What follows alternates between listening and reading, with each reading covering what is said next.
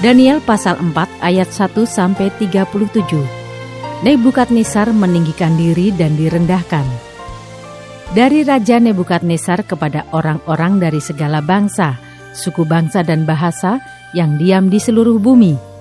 Bertambah-tambahlah kiranya kesejahteraanmu. Aku berkenan memaklumkan tanda-tanda dan mujizat-mujizat yang telah dilakukan Allah yang Maha Tinggi kepadaku.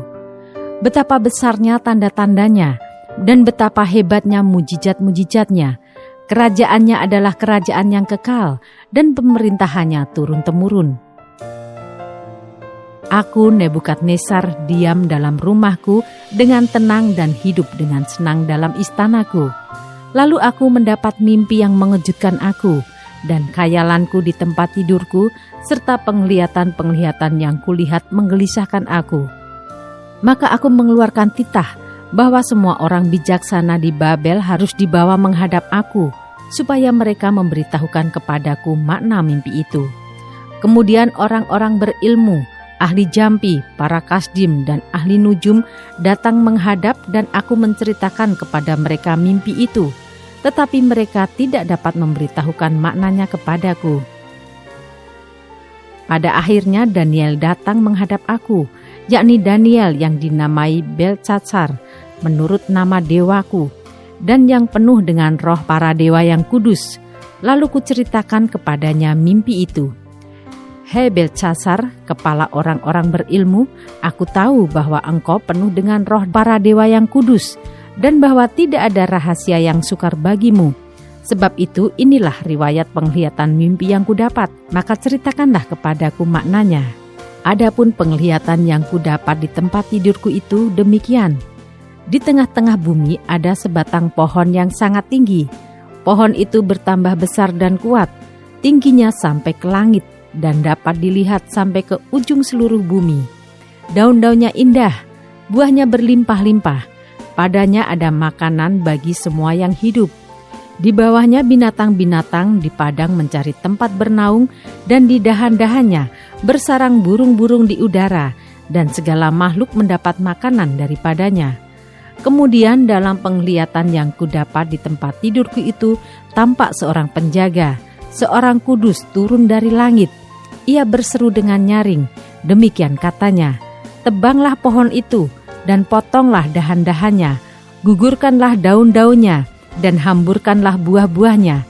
Biarlah binatang-binatang lari dari bawahnya, dan burung-burung dari dahan-dahannya. Tetapi biarkanlah tunggulnya tinggal di dalam tanah, terikat dengan rantai dari besi dan tembaga. Di rumput muda di padang, biarlah ia dibasahi dengan embun dari langit, dan bersama-sama dengan binatang-binatang mendapat bagiannya dari rumput di bumi. Biarlah hati manusianya berubah dan diberikan kepadanya hati binatang. Demikianlah berlaku atasnya sampai 7 masa berlalu."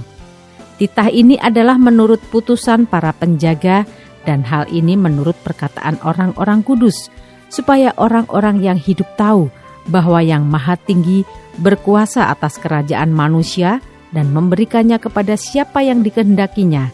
Bahkan orang yang paling kecil sekalipun dapat diangkatnya untuk kedudukan itu. Itulah mimpi yang telah kudapat, aku Raja Nebukadnezar.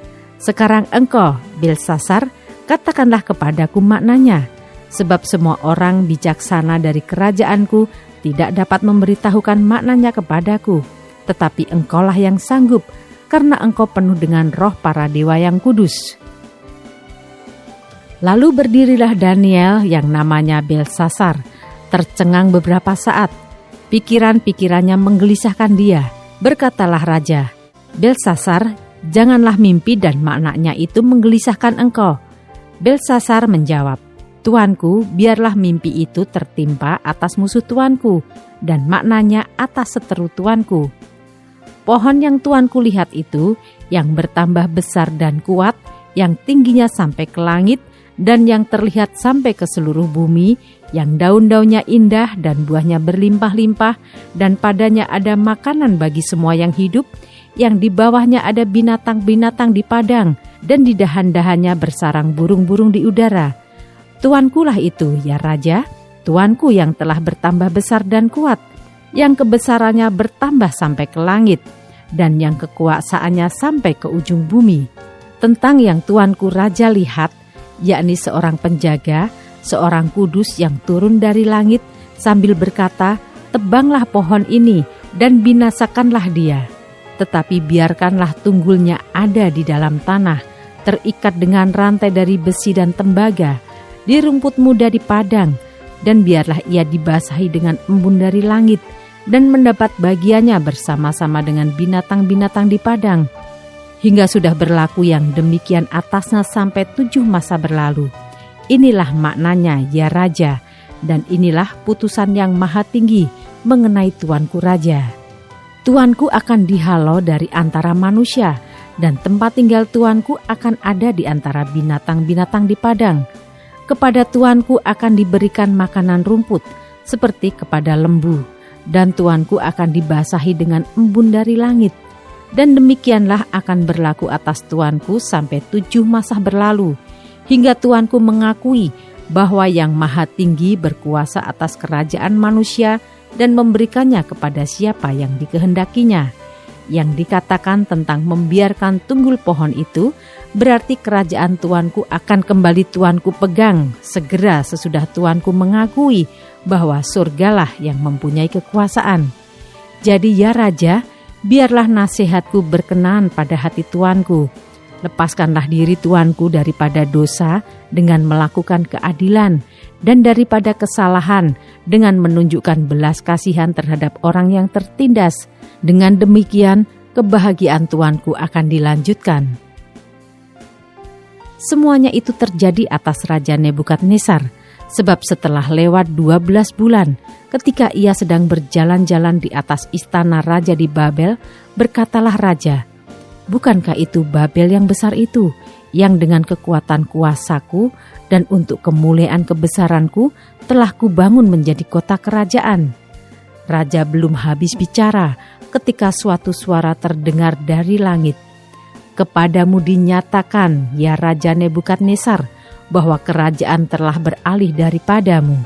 Engkau akan dihalau dari antara manusia, dan tempat tinggalmu akan ada di antara binatang-binatang di padang. Kepadamu akan diberikan makanan rumput seperti kepada lembu, dan demikianlah akan berlaku atasmu sampai 7 masa berlalu, hingga engkau mengakui bahwa Yang Maha Tinggi berkuasa atas kerajaan manusia dan memberikannya kepada siapa yang dikehendakinya." Pada saat itu juga terlaksanalah perkataan itu atas Nebukadnezar, dan ia dihalau dari antara manusia dan makan rumput seperti lembu, dan tubuhnya basah oleh embun dari langit, sampai rambutnya menjadi panjang seperti bulu burung rajawali dan kukunya seperti kuku burung. Tetapi setelah lewat waktu yang ditentukan, aku Nebukadnezar menengadah ke langit, dan akal budiku kembali lagi kepadaku. Lalu aku memuji Yang Maha Tinggi dan membesarkan dan memuliakan yang hidup kekal itu, karena kekuasaannya ialah kekuasaan yang kekal dan kerajaannya turun-temurun. Semua penduduk bumi dianggap remeh. Ia berbuat menurut kehendaknya terhadap bala tentara langit dan penduduk bumi, dan tidak ada seorang pun yang dapat menolak tangannya dengan berkata kepadanya, "Apa yang kau buat?" Pada waktu akal budiku kembali kepadaku, kembalilah juga kepadaku kebesaran dan kemuliaanku untuk kemasyuran kerajaanku. Para menteriku dan para pembesarku menjemput aku lagi. Aku dikembalikan kepada kerajaanku, bahkan kemuliaan yang lebih besar dari dahulu diberikan kepadaku. Jadi sekarang aku, Nebukadnezar, memuji, meninggikan, dan memuliakan Raja Surga, yang segala perbuatannya adalah benar, dan jalan-jalannya adalah adil, dan yang sanggup merendahkan mereka yang berlaku congkak.